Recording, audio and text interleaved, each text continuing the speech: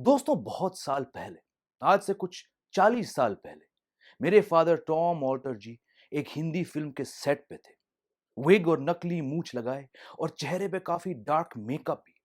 उनके एक को एक्टर ने सीन खत्म होने के बाद उन्हें साइड में ले जाकर थोड़े झिझकते हुए पूछा, टॉम सर, मैंने सुना है आपको कॉम्प्लेक्स है। मेरे फादर हैरान हो गए कि यार, मुझे तो कोई कॉम्प्लेक्स नहीं है। मैं तो बहुत ही सीधा इंसान हूं और अपने काबिलियत पर विश्वास है। किसी भी तरह के वहम नहीं है मुझे। तो उन्होंने अपने कॉलीग से पूछा कि नहीं, ऐसा तो नहीं है, आपने क्या सुना? और उस एक्टर ने मेरे फादर के चेहरे पे डार्क मेकअप की तरफ इशारा करते हुए कहा, नहीं, मैंने सुना है आपको फेयर कॉम्प्लेक्स है। अब दोस्तों, ये सुन के मेरे फादर हंस पड़े और उस एक्टर से कहा कि सर, मुझे कई तरह के सवाल पूछे गए, लेकिन ये वाला कभी नहीं। क्योंकि उस आदमी ने कॉम्प्लेक्स शब्द का मतलब ही बदल दिया। वो फेयर कम्प्लेक्शन के बदले फेयर कॉम्प्लेक्स बोले और ये हमारे फैमिली में कई साल तक एक रनिंग जोक बन गया। तो दोस्तों, बात है कि बहुत बार, जैसे मेरे पिताजी के साथ हुआ, यहाँ इंडिया में लोग मुझे भी देखकर कुछ और समझ जाते हैं और कई तरह के सवाल करते हैं। अपने इंडिया में लोग कितने फॉरवर्ड और डायरेक्ट होते हैं सवाल पूछने में, ये तो ऑलरेडी मैं इस वीडियो में आपको बता चुका हूं। देख लीजिए अगर नहीं देखा हो अब तक। और गलत फहमी और मिसकंसेप्शन पे भी एक मजेदार वीडियो बनाया था मैंने, जिसे आप यहां देख सकते हो। अब फेयर कंप्लेक्शन तो ठीक है, 3-4 बार तो बचपन में मुझसे पूछा गया कि क्या मैं एल्बाइनो हूं। उस टाइम मीम्स नहीं थे, मगर होते तो मेरा रिस्पॉन्स शायद ये होता। दरअसल बात यह है कि हम इंसान किसी दूसरे इंसान के अपीयरेंस को देख के, मतलब रंग, कपड़े, कद, बोलने का तरीका, इन चीजों के बेसिस पे फटाफट एक इंप्रेशन बना लेते हैं कि ये जरूर ऐसे होगा। तो मुझे भी देखकर बहुत बार लोगों के सवाल जो हैं based on how I look, वो आए और वो काफी मजेदार रहे। Sir, which country? तो इतनी बार सुना है कि पूछो मत।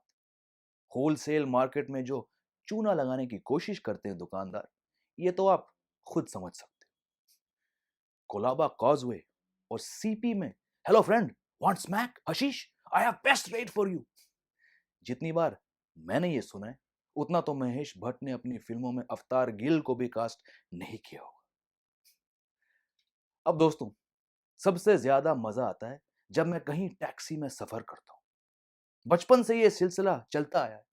जब मुंबई की काली पीली में बैठता था, एक बार मैं आगे के सीट में था और टैक्सी हाजी अली के स्टॉप लाइट पे खड़ी थी। ड्राइवर ने मेरे हाथ पे फ्रेकल्स देख के पूछा, ये बीमारी क्या है, कुछ लगाते हो इसके लिए? और पीछे से मेरी मदर ने कहा, ध्यान से भाई साहब, ये छूने से फैलता है। बड़ी मुश्किल से मैंने अपनी हंसी रोका। अक्सर टैक्सी ड्राइवर मुझे हिंदी में बात सुनकर हैरान हो जाते हैं। आजकल तो उबर ओला का जमाना है, तो ऐप में मेरा नाम देखकर ड्राइवर समझते हैं कि मोई, ये कोई फॉरेन क्लाइंट है।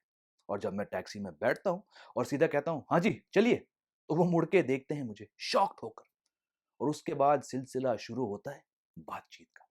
और मुझे अच्छा लगता है ऐसे ड्राइवर से बात करके सफर के दौरान, because you get to learn about people.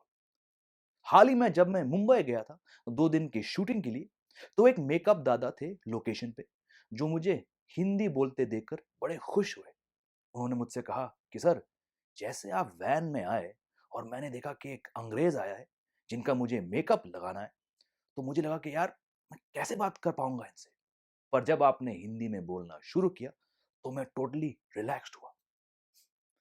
और वापसी के मुंबई से दिल्ली वाली फ्लाइट पे जब लंच सर्व हो रहा था, तो एयरलाइंस के स्टाफ से जब मैंने पूछा कि क्या है आज, तो जवाब में उस बंदे ने मुझे बताया कि वेज में छोले कुलचे हैं और नॉन वेज में चिकन टिक्का मसाला और लच्छा पराठा। और इससे पहले कि मैं अपनी पसंद बताऊं, उसने एक्सप्लेनेशन दिया कि कुलचा क्या होता है और लच्छा पराठा क्या।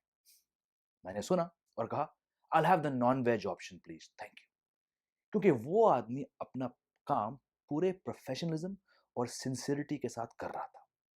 और उसे रोक के ये कहना कि हाँ भाई, मैं जानता हूं कि लच्छा पराठा क्या है, it could have been construed as rude or arrogant when he was assuming that I did not know about Indian breads.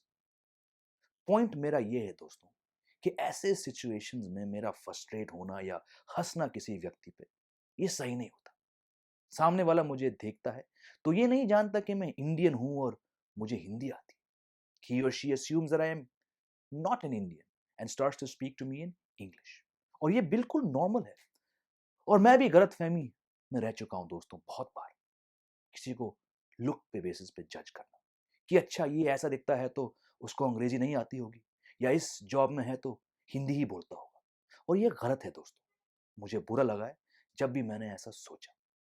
तो दोस्तों, कोशिश करिए कि किसी को फेस वैल्यू पे ना लें, या उनके रंग पे, या सोशल स्टेटस पे, क्योंकि अगर आप उन्हें जानते नहीं हैं, तो उनके बारे में सही तरह से मन में डिसीजन लेना गलत साबित हो सकता है।